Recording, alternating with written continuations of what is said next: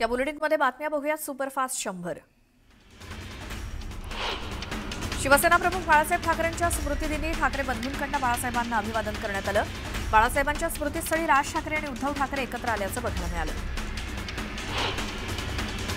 बाळासाहेब ठाकरे कला दालनाचं उपमुख्यमंत्री एकनाथ शिंदे यांच्या हस्ते उद्घाटन होणार आहे. परिवहन मंत्री प्रताप सरनाईक यांच्या संकल्पनेतून साकारलेलं हे कला दालन बाळासाहेब ठाकरे यांच्या बाळ ते बाळासाहेब या प्रवासातील संघर्ष आणि शिवसेनेच्या वाढीचं दर्शन घडवत आहे.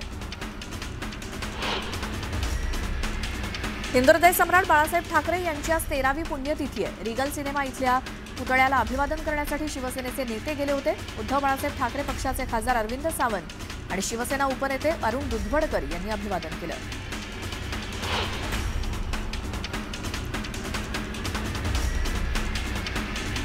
हिंदुहृदय सम्राट बाळासाहेब ठाकरेंचा 13वा स्मृतिदिन त्यानिमित्तानं खासदार संजय राऊतांनी ट्विट केलंय.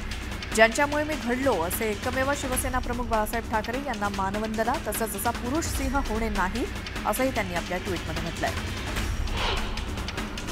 हिंदुहृदय सम्राट बाळासाहेब ठाकरेंचा 13वा स्मृतिदिन त्यानिमित्तानं राष्ट्रवादीचे सर्वेसर्वा शरद पवार यांनी ट्विट केलंय. बाळासाहेबांनी आपल्या ठाकरी बाण्यानं आणि मुक्त हस्ते विरोधकांवरती शब्दांचा मारा केला. त्यांच्या व्यंगचित्रांनी अनेकांना घायाळ केलं. महाराष्ट्राचा इतिहास ज्यांच्या उल्लेखाशिवाय पूर्ण होऊ शकत नाही असं ट्विट करत शरद पवारांनी अभिवादन केलं.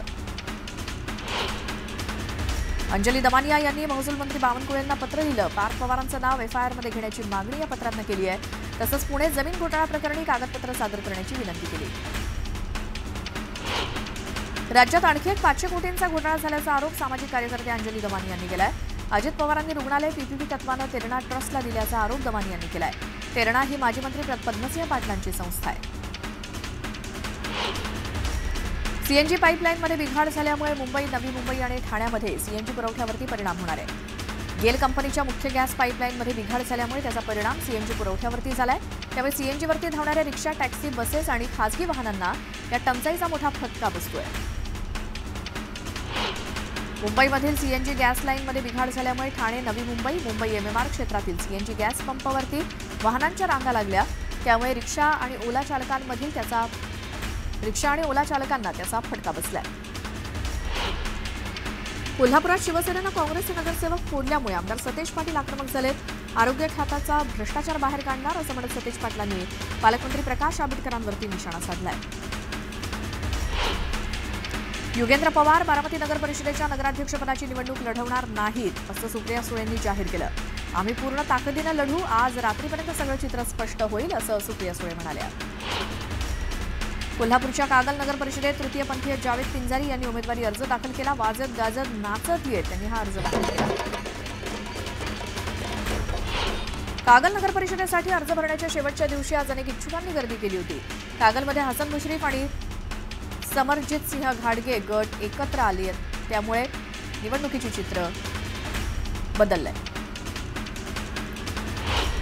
गोंदिया नगर परिषदेच्या नगराध्यक्षपदाकरता इच्छुक असलेले डॉक्टर प्रशांत कटरे यांना भाजपनं ऐनवेळी तिकीट नाकारल्यामुळे त्यांनी शिवसेनेत प्रवेश केला. त्यांना पक्षानं उमेदवारी जाहीर केली आहे.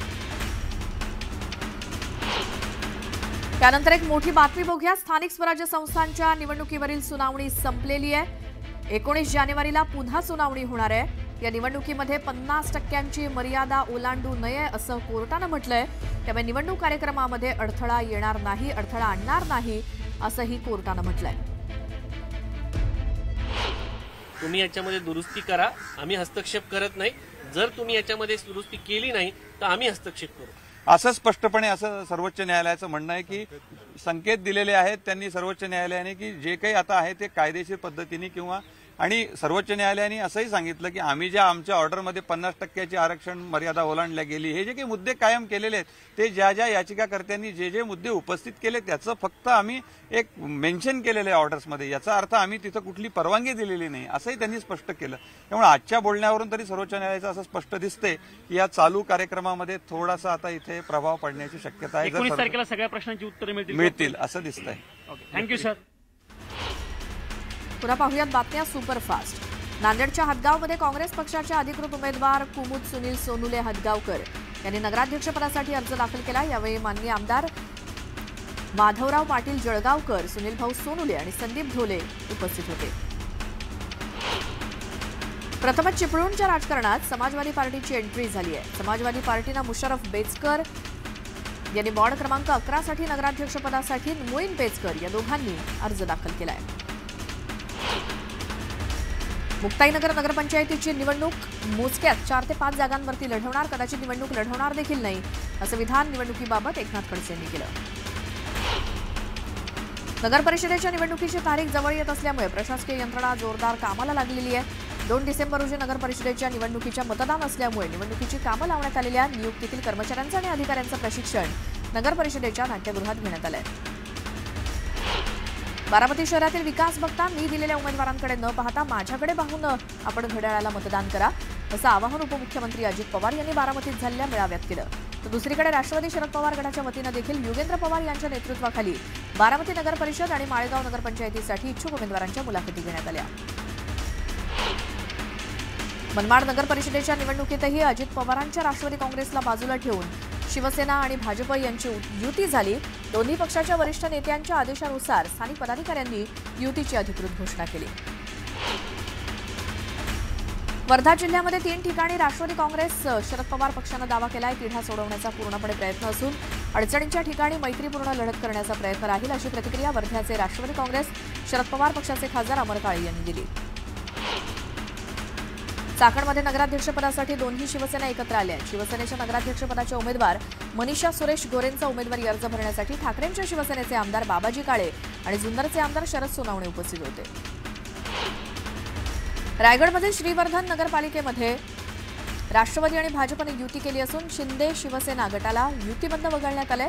नगराध्यक्षपदासाठी जितेंद्र सातनाथ आणि नगरसेवक पदाचे उमेदवारी अर्ज दाखल झाले. यावेळी महिला आणि बालकल्याण मंत्री आदिती तटकरे यांनी श्रीवर्धन येथील सोमजाई मंदिरात साकडं घालून जोरदार शक्ती प्रदर्शन केलं. नाशिकमधील गंगापूर रोड भागातील भोसला मिलिटरी शाळेच्या आवारात बिबट्या दिसल्यामुळे खळबळ माजली. त्यामुळे खबरदारीचा उपाय म्हणून शाळा प्रशासनानं शाळेला सुट्टी दिली. 2 दिवसापूर्वी शाळेपासून काही अंतरावरती बिबट्याला जेरबंद करण्यात आलं होतं.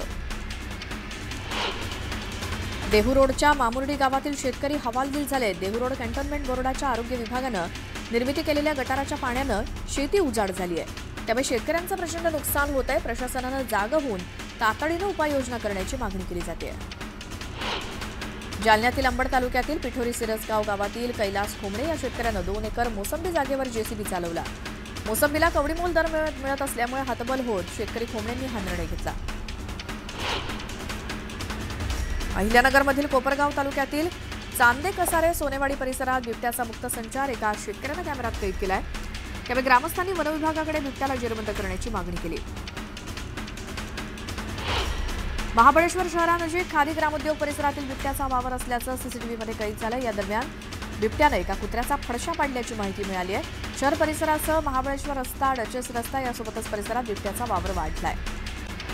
धुळे शहरासह जिल्ह्यामध्ये तापमानाचा पारा खाली आला असून नीचांकी तापमानाची नोंद झाली आहे. जिल्ह्यामध्ये गेल्या 3 दिवसांपासून थंडीचं प्रमाण वाढत असून या हंगामातील सर्वाधिक नीचांकी तापमान 6.2 अंश नोंदवलं गेलंय. अकोल्यात गेल्या काही दिवसांपासून कडाक्याची थंडी जाणवते. केवळ एका आठवड्यात तापमान तब्बल 10 अंश सेल्सिअसनं घसरलं असून सध्या अकोल्यातील किमान तापमान 12.5 अंश सेल्सिअस नोंदवलं जात आहे. अकोला शहरातनं वाहणाऱ्या मोरणा नदीवर देखील थंडीचा ठसा स्पष्टपणे दिसतोय. सांगली जिल्ह्यातील मिरज तालुक्यातील टाकळीमध्ये लग्नासाठी नकार दिल्याचा राग मनात धरून तरुणानं हल्ला केला. या हल्ल्यामध्ये अभयकुमार रायगोंडा पाटील गंभीर जखमी झाले असून त्यांना वाचवण्यासाठी धावून आलेल्या मुलीचं बोट तुटलंय.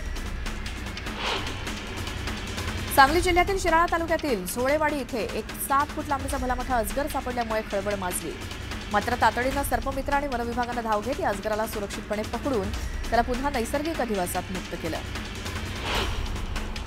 निलेश घायवळ आणि त्याचा भाऊ सचिन घायवळ यांच्यासह 17 जणांविरोधात कोथरूड पोलिसांनी मोका अंतर्गत कारवाई केली.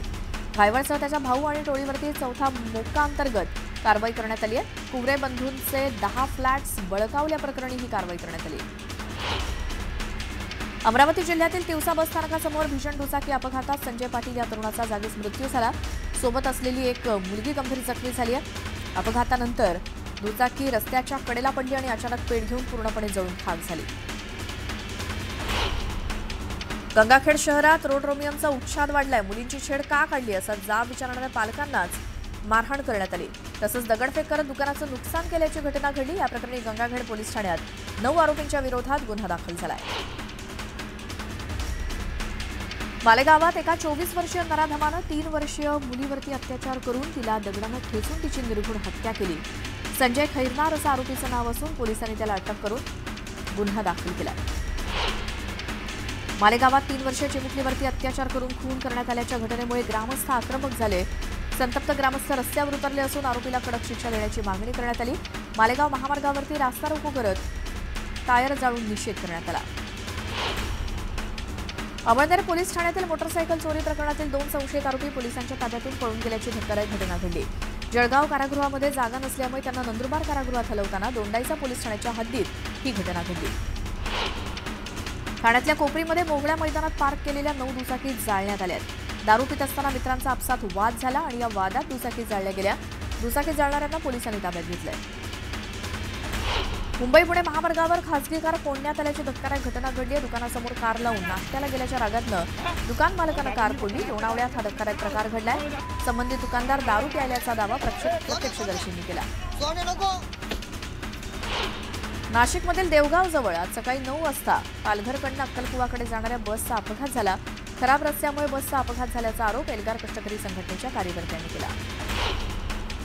पुणे महापालिकेनं रस्त्यावरती, पदपथांवरती आणि सार्वजनिक जागांवरती महिनोन्महिने पडून राहिलेल्या बेवारस वाहनांविरोधात मोहीम सुरू केली आहे. अतिक्रमण विभागाकडनं अशा वाहनांवरती नोटिसा लावण्यात येत आहेत. या कालावधीत वाहन न हटवल्यास महापालिका थेट जप्त करणार आहे.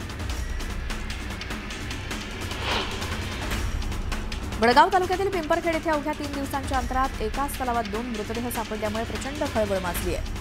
या दोन्ही प्रकरणात घातपाताचा आरोप करत नातेवाईकांनी एरंडोल भडगाव महामार्गावरती 1.5 तास रास्ता रोको करत मारेकऱ्यांना अटक आणि शवविच्छेदन इन कॅमेरा करण्याची मागणी केली. छत्रपती संभाजीनगरातील वैजापूर तालुक्यातील बैजीनाथ मंदिराजवळ नायलॉन मांजामुळे दुचाकीवरनं जाणाऱ्या तरुण व्यापाऱ्याचा गळा कापल्याची घटना घडली आहे. या घटनेचा व्हिडिओ सोशल मीडियावरती व्हायरल झालाय. गॅस सिलेंडर वितरण करण्यासाठी गेलेल्या कर्मचाऱ्यांची नजर चुकवून सिलेंडर चोरी करणाऱ्याला खडकी पोलिसांनी अटक केली. धक्कादायक बाब म्हणजे त्याच्याकडनं तब्बल 23 सिलेंडर जप्त केलेत. आळंदीमध्ये आज ज्ञानेश्वर माऊलींचा 729वा संजीवन समाधी सोहळा पार पडतोय. या संजीवन समाधी सोहळ्यानिमित्तानं लाखो भाविक पुण्याच्या आळंदीमध्ये दाखल झालेत. संजीवन समाधी सोहळ्यानिमित्तानं मंदिराला आकर्षक रोषणाई करण्यात आली आहे. संत ज्ञानेश्वर माऊलींच्या 729व्या संजीवन समाधी सोहळ्यासाठी आळंदीमध्ये राज्यभरातनं लाखो भाविक दाखल झाले. दिल्लीमध्ये झालेल्या स्फोटाच्या पार्श्वभूमीवर वारकऱ्यांची सुरक्षा महत्त्वाची असल्यामुळे आळंदीमध्ये पोलीस बंदोबस्त वाढवण्यात आलाय. हिंगोलीमधील औंढा नाथनाथ ज्योतिर्लिंग मंदिराला हैदराबाद येथील रमेश कांचम या भाविकांना 4 किलो चांदीचा मुकुट अर्पण केला. त्यामुळे मंदिर संस्थानं कांचम कुटुंबियांचा सत्कार केला. भंडाऱ्यातील आंधळगावची करवत सिल्क साडी मुंबईच्या मराठी फॅशन वीकमध्ये झळकली. फॅशन वीकच्या उद्घाटन सोहळ्यात अभिनेत्री सोनाली कुलकर्णीनं हातमागावरती विणलेल्या टस्सर सिल्क साडीचं सादरीकरण केलं.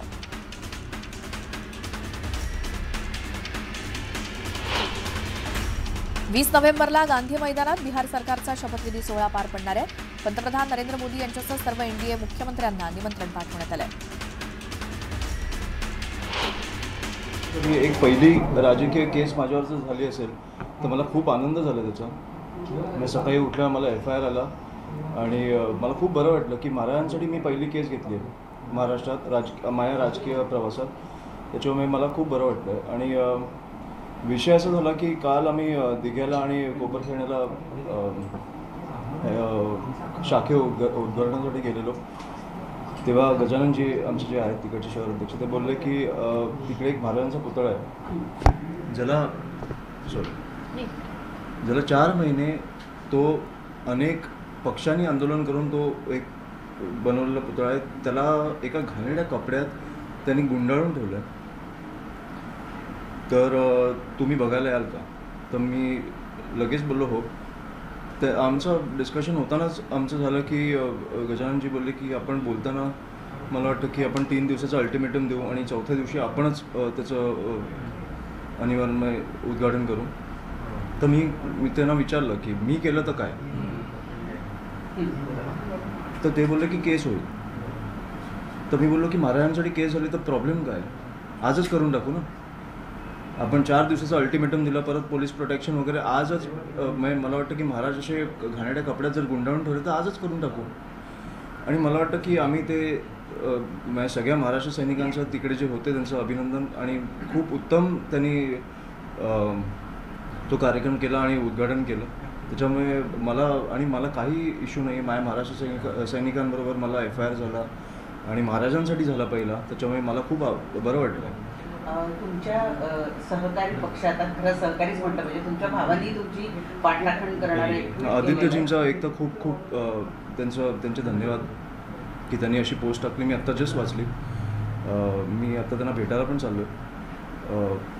पण खूप धन्यवाद त्यांचे. आणि त्यांना महाराजांसाठी मला वाटतं की प्रत्येक मराठी माणूस हा पेटून उठतो.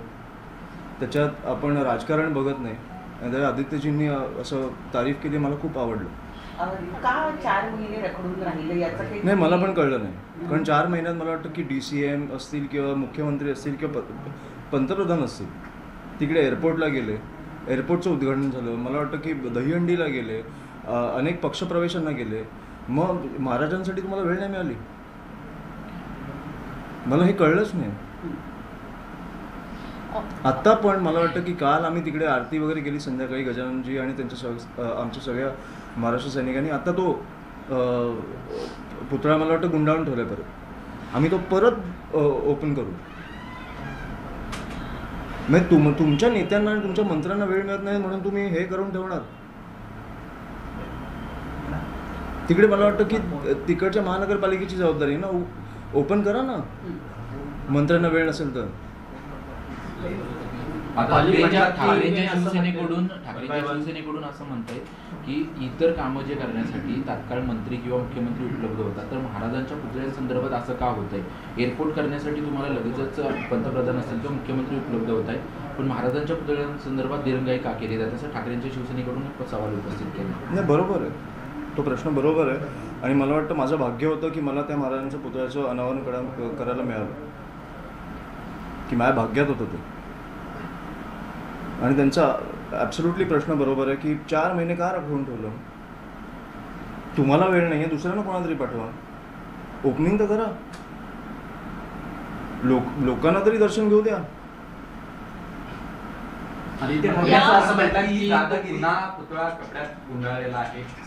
आता पुतळा नाही गुंडाळला आहे त्यांनी, आता त्या अख्ख्या त्या चौकाला हे घातलाय कपडा, तो पण आम्ही काढू. महाराज आहेत ते शेवटी, लोकांच्या दर्शनासाठी त्यांचं हे झालं पाहिजे.